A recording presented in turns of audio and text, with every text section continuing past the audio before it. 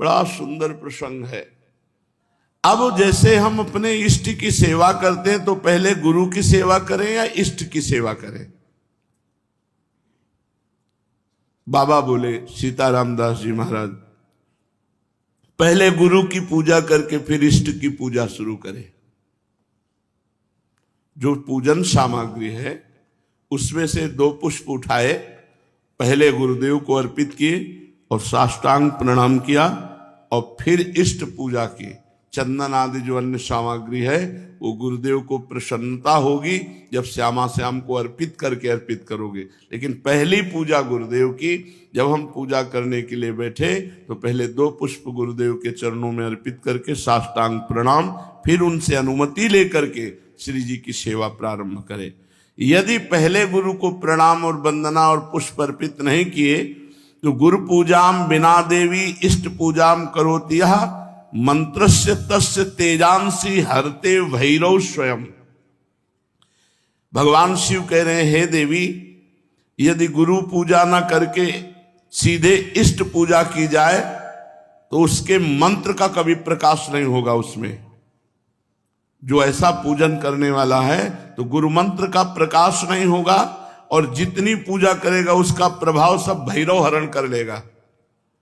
जो भैरव देव हैं वो अपहरण कर लेंगे, उस पूजा का प्रकाश नहीं हो पाएगा। गुरु पूजाम विनानाथ कोटि पुण्यम वृथाव्ययम अतः सर्वजने ख्यातम गुरुणा सिद्धि मापनुयात। गुरु पूजा के बिना करोड़ों प्रकार के पुण्य सब व्यर्थ हो जाते हैं। जो सिद्धि का कारण जानते हैं वो सबसे पहले गुरुदेव की पूजा करते हैं। जैसे आप तीर्थ अवगाहन करने गए तो सबसे पहले गुरु को प्रणाम करो, फिर उस तीर्थ को प्रणाम करके तीर्थ अवगाहन करो। पहले गुरु, हर समय हर क्रिया में, घर से निकलने पहले गुरुदेव को प्रणाम किया। यदि गुरु पूजा ना की जाए तो करोड़ों प्रकार के पुण्य सब व्यर्थ हो जाते हैं। प्रथम गुरु पूजा, गुरु प्रथम पूजा करने पर उसे सिद्धि लाभ होती है। यदा ददाति संतुष्टः प्रसन्नो वरदौ मनुम तदा भक्त्या धनः प्राण गुरुर यत्नेन तोषेत। जब वरदायक गुरुदेव की प्रसन्नता प्राप्त होती है, देखो जगह जगह पर भगवान श्री राम को देखा गया, मर्यादा पुरुषोत्तम है। गुरु ही प्रणाम मन ही मन कीन्हा। जब जा रहे हैं धनुष की तरफ तो प्रगट में प्रणाम करके आज्ञा लेकर जा रहे हैं, और जब वहां धनुष भंग करना है तो उठाकर पहले गुरु की तरफ देखा और गुरु ही प्रणाम मन ही मन कीना, और फिर धनुष भंग कर। एक एक कदम पर भगवान श्री राम गुरु की आज्ञा के अनुसार चलते हैं। हमारी हर चेष्टा गुरु को सम्मुख करके होनी चाहिए। जो अपने गुरुदेव को प्रसन्न कर लेता है, संतुष्ट कर लेता है, उसके गुरुदेव सर्व सिद्धि कारण प्राण बन जाते हैं। गुरुदेव प्राण हो गए, अब कौन सी सिद्धि बकाया रह गई। भोग्य भोज्यानि वस्तूनि गुरुवे चा समर्पयेत तच्छेषमिति संचित्य चानुभूयात सुरेश्वरी। हे देवी, सभी भोग, सभी भोज्य वस्तुएं जो गुरुदेव को अर्पण करता है और फिर गुरुदेव की जूठन पाता है, अगर गुरुदेव समीप नहीं है तो उनकी छवि विराजमान करके भाव से गुरुदेव को भोग लगावे और फिर उनका उच्छिष्ट प्रगट मान करके पावे कि मेरे गुरुदेव ने पाया है। इस उच्छिष्ट पान मात्र से समस्त सात्विक वृत्तियां उदय हो जाती हैं। गंधैर्मालैश्च चारवंगी पूजयेत सर्वदा गुरुम। हे सुंदरांगी देवी, जो गंध से, माला से, अन्य वस्तुओं से गुरुदेव की पूजा करता है, अगर गुरुदेव प्रगट में नहीं मिलते हैं तो उनकी छवि विराजमान करके ठीक वैसे ही भाव से करो जैसे प्रगट में गुरुदेव की पूजा कर रहे हो। हे देवी, जो व्यक्ति अपने गुरुदेव की निष्कपट भाव से सेवा भक्ति करता है और उनका जूठन पाता है, महाप्रसाद, तो जितने तीर्थ आदि हैं, जितने व्रत आदि हैं, उसको कुछ करने की आवश्यकता नहीं। सब तीर्थों का फल, सब व्रतों का फल गुरु को पूजन करके, उनको भोग लगा के, उनका उच्छिष्ट पाने से प्राप्त हो जाता है। हे देवी, श्रुति कहती है कि भोग मोक्षार्थियों के लिए, ब्रह्मा विष्णु महेश्वर के पदाकांक्षियों के लिए केवल गुरुदेव की भक्ति ही एकमात्र उपाय है, अन्य कोई मार्ग नहीं। गुरु भक्ति के द्वारा असाध्य साधना भी साधित हो जाती है। जो असाध्य साधना है वो भी साधित हो जाती है। जैसे बहुत बड़ा पहाड़ जैसा रुई का ढेर लगा हो तो एक दिया सलाई लगाते ही भस्म हो जाती है, ऐसे ही गुरु सेवक के महान पर्वत जैसे पाप भी क्षण में भस्म हो जाते हैं। जो शिष्य महात्मा गुरुदेव का सेवा, शुश्रूषा, आज्ञा उनके परायण रहता है तो उसे अन्य कोई साधना नहीं करनी पड़ती। वो केवल गुरु सेवा कृपा कारिणी बन जाती है और वो समस्त सिद्धियों का लाभ प्राप्त कर लेता है। उसके पाप क्षय हो जाते हैं, पुण्य राशि वर्धित होती है, सब काम उसके अलौकिक ढंग से होने लगते हैं। सब काम अलौकिक ढंग से होने लगते हैं, गुरु कृपा ही केवलम। हे देवेश, दुख मलिन पतित तभी तक रहता है जीव जब तक वो गुरुदेव की भक्ति नहीं करता है। यदि गुरुदेव संतुष्ट ना हो तो कितनी भी बड़ी साधना कर लो, ना तो ब्रह्मा सहयोग करेंगे, ना विष्णु सहयोग करेंगे, ना महेश्वर। तभी सेवक जी ने कहा, गुरु सेवा तज करहि जे बान, यह है अधर्म यह है सब हानि, कान न रसिकन में रहे, गुरु गोविंद न भेद कराए, संतत सकल सुनो चित लाए, श्री हरिवंश प्रताप जस। गुरुदेव जिस पर संतुष्ट हो जाते हैं तो तीनों देव उस पर संतुष्ट हो जाते हैं, ब्रह्मा विष्णु महादेव, और संपूर्ण मुनि योगी सब संतुष्ट होकर उस पर अनुग्रह करते हैं जिस पर गुरुदेव प्रसन्न होते हैं। समस्त क्रियाओं की सिद्धि का मूल है गुरु प्रसन्नता। अतएव बुद्धिमान पुरुष को चाहिए कि सर्वप्रथम अपने गुरुदेव को प्रसन्न कर ले। बाबा एक एक सेवा का आप जब वर्णन करते हैं तो सुन करके एक अपार आनंद हमारे हृदय में हो रहा है, एक नवीन उत्साह प्रकट हो रहा है। साथ ही मैं अच्छी तरह से समझ गया हूं कि गुरु सेवा करने से मुझ सरीखे श्रद्धा भक्तिहीन प्राणी को भी परम पद मिल जाएगा। हाँ, तवा दार्तिम भय शोको लोभ मोह भ्रमादया, यावन नायाति शरणम श्रीम गुरुम भक्त वत्सलम। तभी तक पीड़ा, भय, शोक, रोग, लोभ, मोह, भ्रम ये साधना में विक्षेप डालते रहते हैं जब तक भक्त वत्सल श्री सदगुरुदेव भगवान की शरण नहीं ग्रहण की जाती। अधिक क्या कहूं, यदि गुरुदेव संतुष्ट हो जाएं और कह दें कि जा तो मुक्त हो गया, तो इस बात को भगवान भी नहीं काट सकते। बस ये बात पकड़नी। तो कह रहे भगवान भी उस बात को नहीं काट सकते। यदि गुरु कह दे कि जा तो मुक्त हो गया, बस मान लेना चाहिए मैं तो मुक्त हो गया, मेरे गुरुदेव ने कह दिया।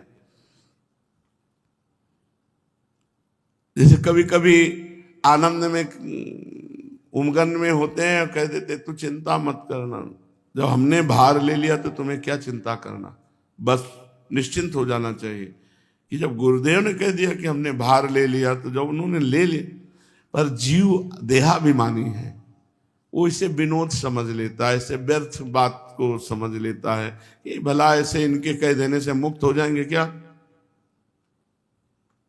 एक बार गुरु महिमा प्रदर्शित करने के लिए देवर्षि नारद जी बैकुंठ में गए। ये हमारे पिताश्री के गुरुदेव आते थे, श्री स्वामी शारदाश्रम सरस्वती जी महाराज, वो सुनाते थे, हम बच्चे थे तब सुने थे। तो बैकुंठ में गए, थोड़ी देर बैठे और हटे, विचरण के लिए चल पड़े। तो वहां भगवान के पार्षद जल छिड़क के पोछा लगा रहे थे। किसी कारण से फिर देवर्षि नारद वापस लौट आए, तो उन्होंने देखा जहां हम बैठे थे वहां जल छिड़क के पोछा लगाया जा रहा। तो भगवान से कहा, प्रभु आपका नाम लेते हैं, आपकी शरण में है, तो क्या हम अपवित्र हैं? भगवान ने कहा, पार्षदों से पूछो। पार्षदों से पूछा तो पार्षदों ने कहा, आपने आज तक गुरु नहीं बनाया, इसलिए आप महान भक्त तो हैं, लेकिन जहां आप बैठोगे तो निगुरा जहां बैठता है वो अपवित्र जगह हो जाती है। तो देवर्षि नारद जी ने भगवान से कहा कि आप ही हमें बताओ, हमारे तो गुरु आप ही हो, आप बताओ हम किसको गुरु वरण करें। तो कहा, कल प्रातः काल आंख उठते ही जिस पर पहली दृष्टि पड़ जाए उसी गुरु बना लेना। ठीक, प्रातः काल आंख खुली, जब बाहर निकले, पथ में देखा तो बहंगी में दोनों तरफ जल भरे हुए कहार वो जा रहे। तो उन्होंने कहा कि ये तो कहार है, कोई भगत हो तो गुरु बनाए, ये तो कहार है, इनको क्या गुरु बनाना है। और पानी ढो करके दूसरों के घरों में ले जाता है, कोई संत महात्मा होते तो गुरु बनाते। भगवान के पास पुनः गए, भगवान ने कहा, गुरु बनाया? उन्होंने कहा, प्रभु तो कहार है, तो गुरु की जाति देखी? नहीं प्रभु, वो पानी दूसरों के घर में ले जाते। तो गुरु की क्रिया देखी? जाओ मैं तुम्हें शाप देता हूं, 84 लाख योनियों में भटको। देवर्षि नारद जी घबरा गए, कहा, प्रभु अब कैसे मुक्ति हो सकती है? आपके श्रीमुख के वचन तो परम सत्य होते हैं। तो कहा, अपने गुरुदेव से पूछो जाके, कहाँ मिलेंगे? जहां तुम्हें मिले थे। और वो स्वयं भगवान ही कहार बन कर गए, चरणों में लौट गए, भगवान मुझे क्षमा करो, आप हमारे गुरुदेव हैं, मैंने आपको गुरुदेव रूप में वरण कर लिया, पर भगवान ने शाप दे दिया, ऐसी ऐसी बात थी। तो उन्होंने 84 ऐसे गोल गोल बना दिए जमीन पे और कहा, ऊपर का कपड़ा उतार के लौट जाओ। लौट जाओ, बोले 84 लाख योनियों तुमने पार कर ली, अब तुम्हें 84 लाख योनियों में नहीं जाना पड़ेगा।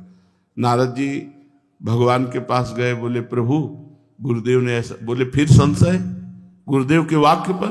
तुम 84 लाख योनियों से मुक्त हो गए क्योंकि गुरुदेव ने कह दिया। तो यहां शास्त्र में कह रहे कि यदि गुरुदेव भक्त वत्सल कह दे कि जा तुम मुक्त हो गया, तो विश्वास करो भगवान भी इस बात को नहीं काट सकते। यावत चोपाधि पर्यंतम तावत शुश्रूयेद गुरुम गुरुवत गुरु भार्याम तत्पुत्रेषु च वर्तनम। जब तक देह रहे तब तक गुरु की आज्ञा में, गुरु की सेवा में रहे। यदि गुरु आज्ञा करे तो गुरु पत्नी, गुरु पुत्र सबकी सेवा में।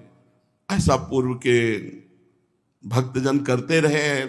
महाभारत उठा लो, चाहे वेद उठा लो, सब जगह गुरु सेवा। क्योंकि उस समय गुरुजन जो रहते थे वो जंगलों में रहते थे, पर्णकुटी में रहते थे, पर उनकी गुरु पत्नी भी रहती थी, उनके पुत्र भी होते थे। तो यहाँ आज्ञा कर रहे हैं कि अगर गुरु आज्ञा करे तो गुरु पत्नी, गुरु पुत्र आदि की भी गुरु के समान ही सेवा करे।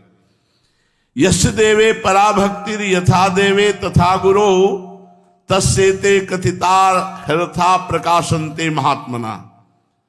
जिसकी परमेश्वर में जैसी भक्ति है उसी तरह गुरु में भी वैसी भक्ति होनी चाहिए, परमेश्वर के समान। श्वेतरोपनिषद में है, यस्य देवे पराभक्तिर यथा देवे तथा गुरु। जैसी भगवान में भक्ति है वैसी गुरुदेव के प्रति भगवत भाव होना चाहिए, तभी उसकी बुद्धि शुद्ध होगी और तभी शास्त्र के वाक्य ज्ञान उसके हृदय में प्रकाशित होंगे और गुरु का अनुभव उसके हृदय में स्थित हो जाएगा। शिष्य को समझना चाहिए कि गुरु ही हमारा सृष्टि करता है। हमारे अंदर जो भक्ति की सृष्टि होगी वो गुरुदेव ही करेंगे। गुरुदेव ही हमारे दोषों का विनाश करने वाले संहारकारी रुद्र है और गुरुदेव ही हमारे सद्गुणों का पालन करने वाले भगवान श्री हरि है। अर्थात सृजन, पालन और संहार तीनों कार्य हमारे गुरुदेव करते हैं। हमारे हृदय में दैवी संपदा का सृजन, भगवत भाव का सृजन और उसका पालन और दुर्गुण दुराचार का विनाश गुरु संतोष मात्रेण तुष्टा शिव सर्वदेवता। यदि गुरु संतुष्ट हो गए तो त्रिभुवन के सारे देवता संतुष्ट हो गए। गुरु तुष्ट हो गए तो भगवान शिव प्रसन्न हो गए। गुरु रुष्ट हो गए तो भगवान त्रिलोचन रुद्र रूप होकर उसके साथ सद्गुणों का संहार कर देंगे।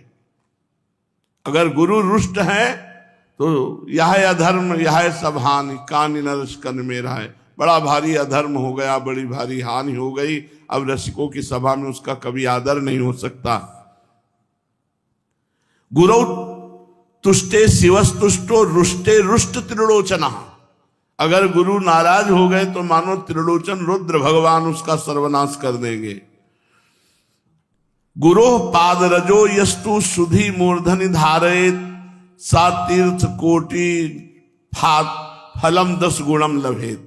जो सुजान व्यक्ति अपने गुरुदेव की चरण रज को अपने मस्तक पर डालता है वो करोड़ों तीर्थों के अवगाहन का तत्काल फल प्राप्त कर लेता है और तीर्थों से 10 गुना लाभ उसे प्राप्त होता है। 10 गुणम लभेत फलम। शिष्य भक्त ने प्रश्न किया सीताराम दास जी से, मैं तो महामूर्ख हूं गुरुदेव, अपने गुरुदेव को अभी तक पहचान नहीं पाया, उन्हें मनुष्य ही समझ रहा था और तीर्थ तीर्थ भ्रमण किया। क्या गुरुदेव की चरण तल में सारे तीर्थ विराजमान है? इस बात को ना जाने कब मन में विश्वास दृढ़ होगा। हे देव और कृपा करके गुरु महिमा बताइए। सीताराम दास जी महाराज बोले, गुरो पादोदकम यस्तु नित्यम पिबति भक्तितः सार्ध त्रिकोटि तीर्थानाम फलम सा लभते ध्रुवम। जो मनुष्य भक्ति पूर्वक नित्य गुरु का चरणामृत पान करता है वो 3.5 करोड़ तीर्थों का सेवन का फल प्राप्त करता है। धन्य है महाराज, गुरु चरणामृत में इतनी शक्ति। अरे सुनो, त्रिसंध्यम पिबेत यस्तु गुरु पादोदकम सुधी तस्य नास्ति पुनर्जन्म संसारे दुख वर्तमनि। कोई साधन ना हो, केवल 3 बार चरणामृत पीता हो, सुबह दोपहर शाम, बोले वो निश्चित भगवत प्राप्ति कर लेगा। केवल गुरु चरणामृत से, विश्वास करो, गुरु चरणामृत 3 बार पीने को मिल रहा है, इतने मात्र में भगवत प्राप्ति हो जाएगी। जो बुद्धिमान शिष्य तीनों संध्या काल में गुरुदेव का चरणामृत पान करता है वो इस मोहपथ रूपी दुख भय संसार में उसका पुनर्जन्म नहीं होता। कितनी बढ़िया सुविधा है भगवत प्राप्ति की। वृंदावन वास, गुरु चरणामृत, गुरु छिष्टामृत, गुरु पादुका का सेवन और गुरु चरणों के आश्रित होकर उनकी आज्ञा का पालन, हो गई भगवत प्राप्ति। भक्त ने पूछा, इसमें कोई तपस्या या प्रयत्न नहीं हो, आपने कह दिया पुनर्जन्म नहीं होता।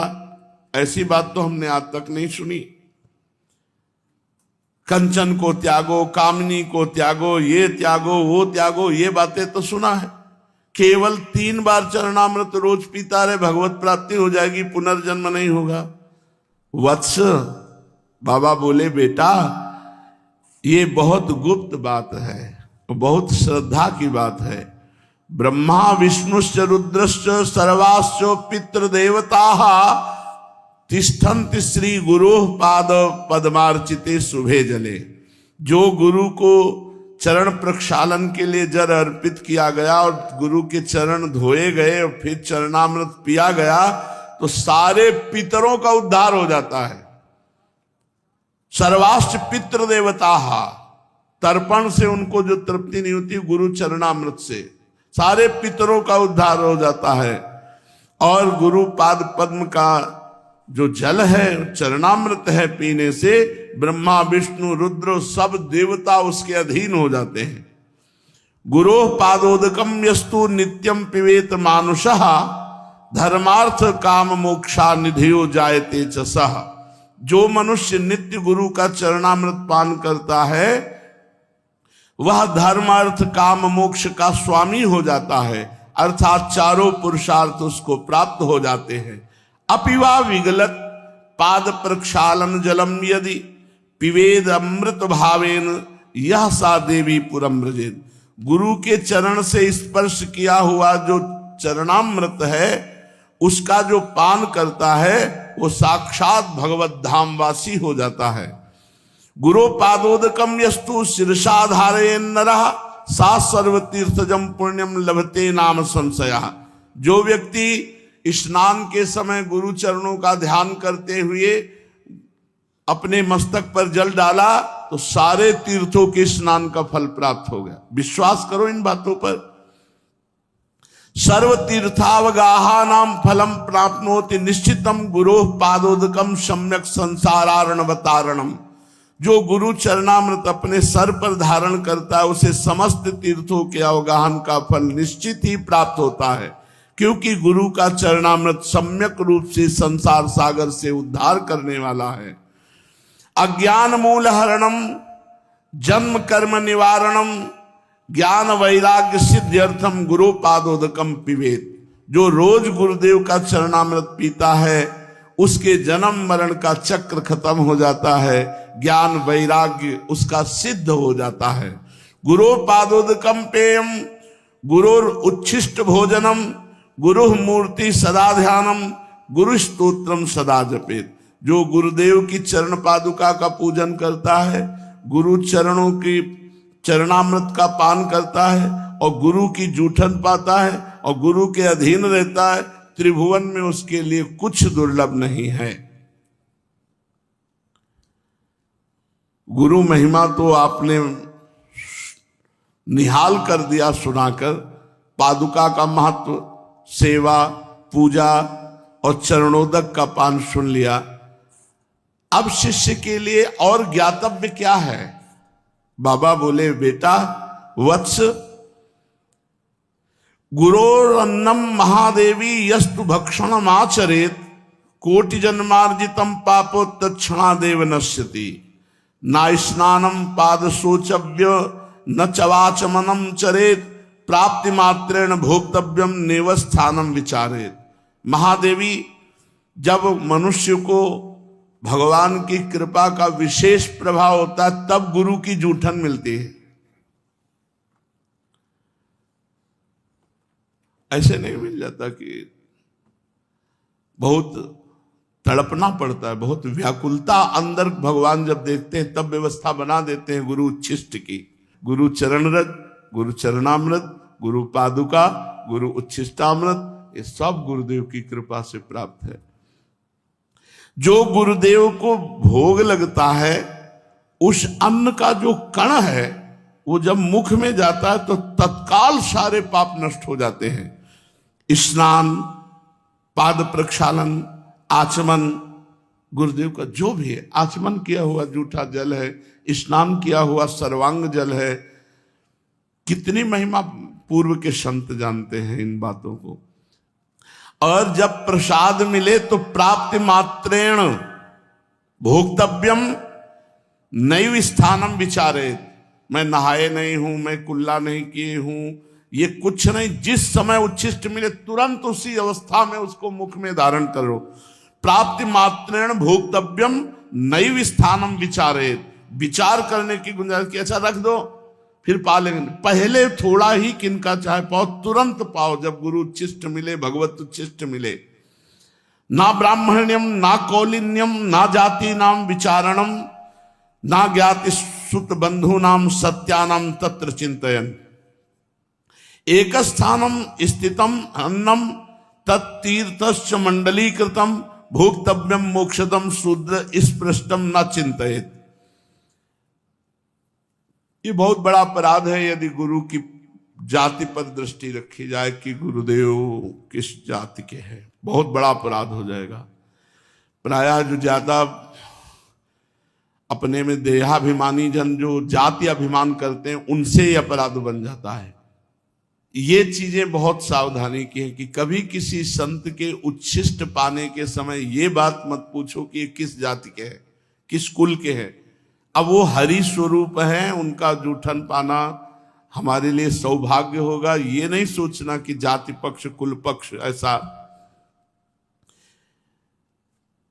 जो गुरुदेव जहां स्थित हैं वहीं से प्रसाद मिल जाए तो मोक्ष का वो कारण बन जाता है। यदि गुरुदेव का प्रसाद, मान लो कौआ, कुत्ता, कोई भी ऐसा जीव अचानक, तो हम उसे फेंकेंगे नहीं, हम उसको पा जाएंगे। जो शेष बचा हुआ है वो हम पा जाएंगे। प्रसाद की ऐसी महिमा। हरिराम व्यास जी ने कहा यदि कुत्ता जूठा कर जाए या कौआ ऊपर से बीट डाल दे तो हम उतना हटा करके वो बीट फिर हम प्रसाद पा लेंगे। प्रसाद को नहीं फेंका जाता कि प्रसाद में, और प्रसाद को गर्म नहीं किया जाता कि अब ठंडा है चलो रोटी गर्म कर लो, सब्जी गर्म कर लो, वो फिर अपमान है प्रसाद का। जैसा प्रसाद मिला ठीक वैसा उसी समय पा लिया जाए, ये सर्वप्रथम प्रसाद का सम्मान है। अगर आप कहीं बहुत ऐसा कुछ है, बिजी है भाई, कि प्रसाद से ज्यादा आप कोई महिमाशाली कार्य कर रहे तो किनका तो ले लीजिए, बाद में पा लेना। और मुंह जूठा नहीं माना जाता प्रसाद पाने के बाद। प्रसाद पाके तुरंत आप निज मंत्र जप सकते हैं। गुरु उच्छिष्ट और हरि प्रिया उच्छिष्ट पाने के बाद तुरंत उसमें जूठन नहीं माना जाता।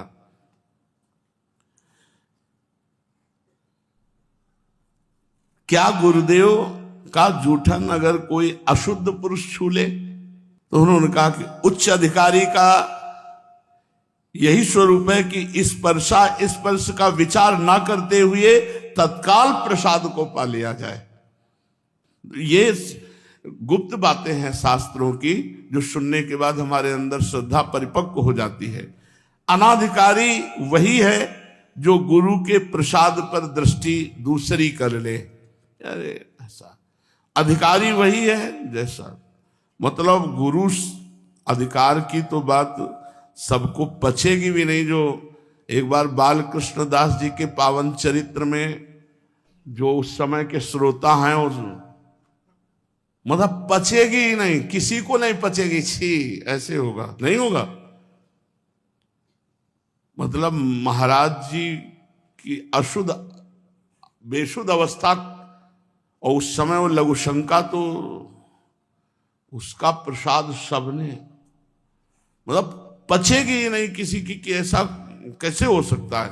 और बालकृष्ण दास जी के पावन चरित्र में लिखा हुआ है, उन सब देवी जी और जितना भी परिकर था सबने, और श्री कृष्णाकार वृत्ति में उनको होश नहीं है। तो ऐसा गुरोर उच्छिष्टकम देवी भुक्ति मुक्ति प्रदम भवेत अवश्यम वैष्णव शिष्य भोक्तव्यम तद दिने दिने। हे देवी, गुरु का उच्छिष्ट जो प्राप्त करता है रोज, तो उसे भोग ऐश्वर्य भी प्राप्त होता है और मोक्ष भी प्राप्त होता है। वो अहोभाग्य है उसके जिस वैष्णव को अपने गुरुदेव का रोज उच्छिष्ट प्राप्त होता हो। गुरोर उच्छिष्टम च देवेशी तत्सुतोच्छिष्टमेव च भोजनीयम न संदेहो विकारश्चेत अधोगति। जो गुरु का उच्छिष्ट प्राप्त हुआ और उसमें क्या है, बोले निश्चित दुर्गति को प्राप्त होगा। तवोच्छिष्टम महादेवी ब्रह्मादि नाम सुदुर्लभम। ब्रह्मादि के लिए भी गुरुदेव का उच्छिष्ट दुर्लभ है। गुरु उच्छिष्टम तथा प्रोक्तम महापूतम परात्परम। जो गुरु का उच्छिष्ट पाता परम पूत अर्थात परम पवित्र हो जाता है। गुरु रुच्छिष्केर यस्तु सर्वागमन लेपेत। अब देखो एक बड़ी महिमा की बात कह रहे हैं। गुरु का उच्छिष्ट पड़ा है, जहां गुरु ने पाया है वहां का ऐसे सब लेके अपने शरीर पर जो लेप करता है, ऐसे गुरोर उच्छिष्ट केर्यस्तु सर्वागमन लेपेत वज्रोपि तस्य गात्राणि न भिन्नति कदाचन। कोई भी भूत प्रेत पिशाच यक्ष राक्षस तंत्र मंत्र मारण मोहन वशीकरण उच्चाटन कुछ भी उसके शरीर को प्रभावित नहीं कर सकता जो गुरु का उच्छिष्ट लेप करता है। जहां गुरु ने प्रसाद पाया वहां ऐसे हाथ से सब करके जूठन सहित पूरे शरीर पर लेप करता है। कोई मारण मोहन वशीकरण उच्चाटन भूत प्रेत पिशाच राक्षस ये स्पर्श नहीं। वज्रम वज्रोपि तस्य गात्राणि। जैसे वज्र का प्रहार कर दे तो नष्ट हो जाए, ऐसे ही जो भी उसके ऊपर तो वो खुद नष्ट हो जाएगा, उस शिष्य का कुछ नहीं बिगाड़ सकता। गुरु उच्छिष्टमपन्नम यो भक्षेत भक्ति भावतः अन्नपूर्णा जगत धात्री तस्य ऐश्वर्य प्रयच्छति। जो गुरुदेव के उच्छिष्ट को बड़े भाव से पाता है तो अन्नपूर्णा मैया उस पर बड़ी कृपा करती हैं और सदैव भंडारा भरे रहती है। हे परमेश्वरी, यदि कभी प्रसाद भक्षण में भ्रम हो जाए और प्रसाद का अपमान कर दे तो करोड़ कल्प तक उसका उद्धार नहीं हो सकता।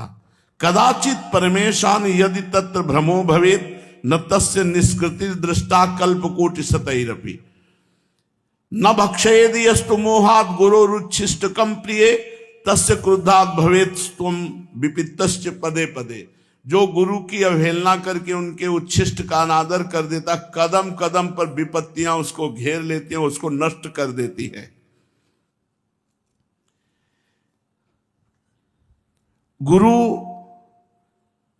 की आज्ञा का पालन, अब उच्छिष्ट के बाद गुरु की आज्ञा का पालन करना ही सर्वशास्त्रों का परम रहस्य है।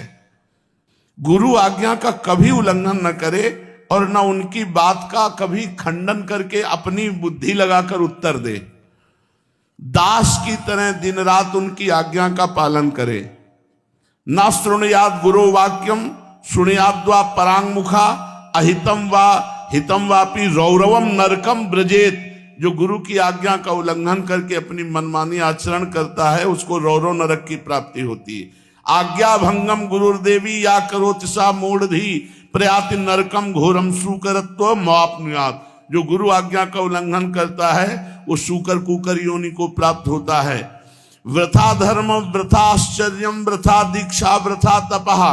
उसका तपस्या बेकार, उसकी दीक्षा बेकार, उसका आचरण बेकार, उसका धर्म बेकार, जो गुरु की आज्ञा का उल्लंघन कर देता है। निर्गतम यद गुरुर वक्तात् सर्वशास्त्रम तदुच्चेत गुरु कार्ये स्वयं शक्तो ना परम पेर ये पे।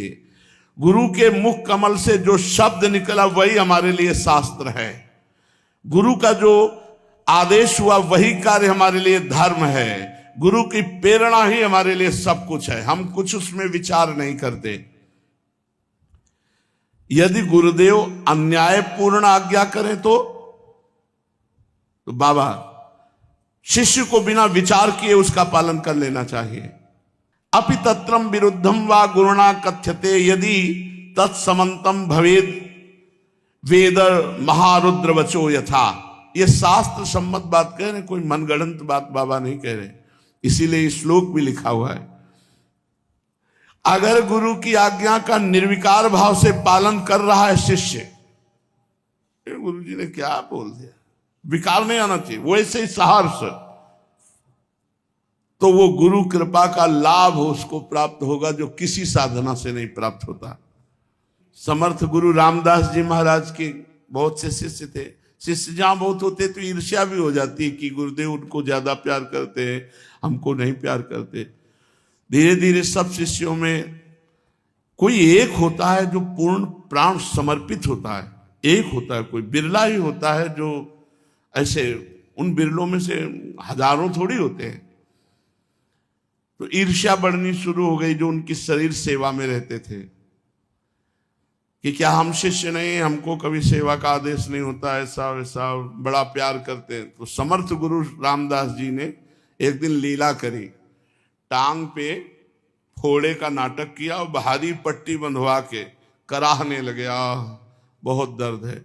अब सब शिष्य परिकर को बुला, बहुत दर्द है, वैद्य बुलाए, नहीं इसकी दवा तो हम जानते हैं, फोड़े का मुंह यहां है, अगर पूरा मवाद पी जाए कोई तो अभी हम ठीक हो जाएंगे। मवाद, लघु शंका लगी गुरुदेव मवाद कौन गुरुदेव का पिएगा। सब धीरे धीरे सकिलने लगे, पीछे बातचीत करते हुए पीछे हटते। समर्थ गुरु की सब पे दृष्टि, केवल वही रह गए जो शरीर। सब शिष्यों को बुलवाया, फिर दोबारा किया, लघु शंका हो गई हो तो आ जाओ। बोले देखो ये पीने के लिए तैयार है।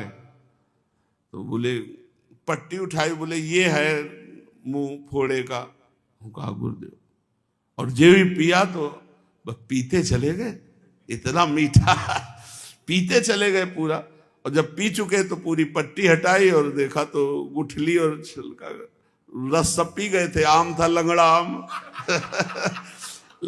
लंगड़ा आम बांधे हुए थे। बोले गुरुदेव ऐसा तो रोज पिलाया करो तो आनंद हो जाए। अन्य सब शिष्य से कहा देखो इसको पता नहीं था कि ये मवाद है या आम है, आज्ञा पर पीने के लिए तैयार हुए। तुम लोग सब स्वार्थ बुद्धि वाले हो, इसलिए इसे अधिक प्रेम करते हैं। जब तक प्राण और धन, सकल समर्पण प्राण धन, तब तक वास्तविक शिष्यता नहीं आती। श्री शिवाजी समर्थ गुरु रामदास जी के प्रिय शिष्यों में हैं। जब ये शिष्य बनने के लिए गए तो इन्होंने कहा प्रभु मैं आपके चरणों का दास बनना चाहता हूं, शिष्य बनना चाहता हूं। तो उन्होंने कहा भले आ गए, हमारे पेट में दर्द था, शिष्य बाद में बन जाना, पहले दवा की व्यवस्था। उनका राजवैद्य बुलाते हैं भगवान। बोले नहीं मुझे दवा पता है, जंगल में जाओ जहां सिंघनी के बच्चे हों तो उस सिंघनी से दूध दूह के ले आओ, अगर हम थोड़ा दूध पी लें तो हमारा पेट जो दर्द हो रहा है वो ठीक हो जाएगा। कोई सैनिक नहीं होगा साथ तुम्हारे, कोई अस्त्र शस्त्र नहीं होगा, मतलब मरने के लिए भेज रहे हैं। और बोले सोने का पात्र ले जाना, सिंघनी का दूध और पात्रों में टिकता नहीं, छेद करके बाहर कर देगा। सोने का पात्र लिया, अकेले गए जंगल में, जहां सिंह शावक खेल रहे थे। तो सिंघनी को देखा, हाथ जोड़ा और कहा मुझे गुरुदेव की औषधि के लिए आपका दूध चाहिए। वो कोई गाय थोड़ी है जो इस सिंघनी ने देखा, पुरुष मारी छलांग से, बीच में सिद्ध पुरुष समर्थ गुरु रामदास जी अपने तपोबल से उसको रोक दिया और कहा बेटा हो गया। मतलब शरीर का